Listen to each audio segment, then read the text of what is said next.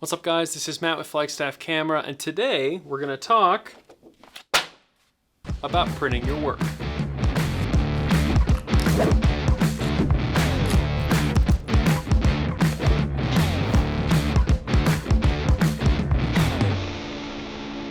So, I'm not sure how many of you remember when photographs used to get printed on a paper and then you could put them up on your wall, maybe put them in a frame and look at them for years and years and years.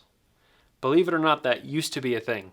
And now it seems like everyone who's shooting is just putting their work exclusively on Instagram or TikTok or whatever the kids are into these days. And nobody prints their work anymore. So I want to talk to you a little bit about my habits in terms of the way that I shoot, the way that I print, why I print, what those iterations look like, and generally why you should be printing your work, I guess. So basically, obviously, I'm a printmaker, so this is cheating, right?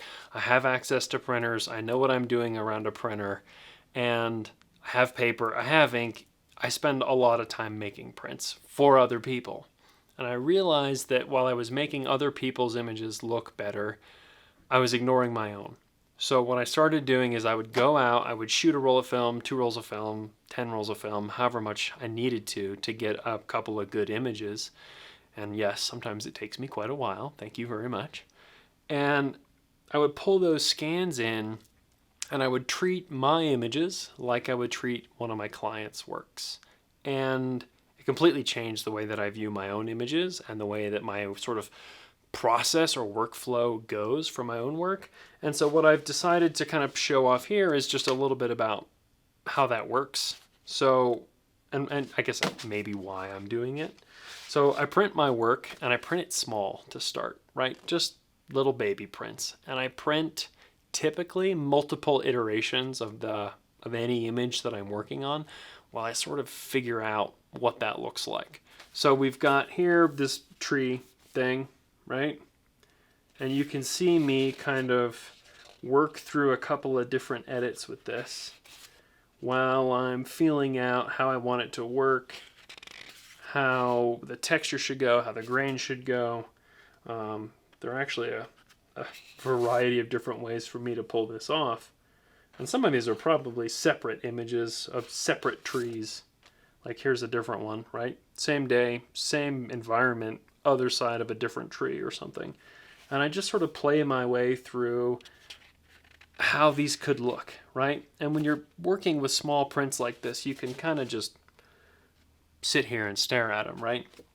What I end up doing is I'll take a stack of prints like this where I'm kind of iterating on an image, and I'll tack them up on a wall, and I'll leave them there for a few days. The walls here at the shop, I have other people wandering around who have access to that, so they can, stop and hang out in front of it and go, this one.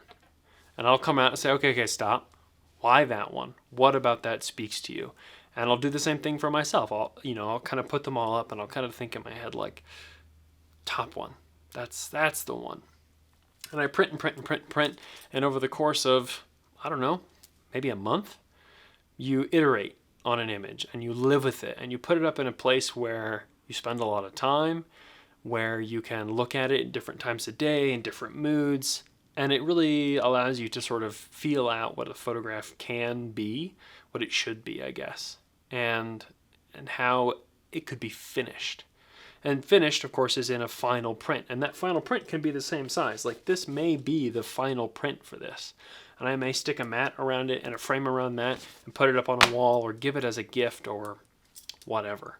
But sometimes a final print is a different process entirely. We may go into platinum for a different final print. These images are platinum prints here that I iterated on and played with and did all kinds of fun stuff with, and I landed on these as the final print. Sometimes the final print is huge.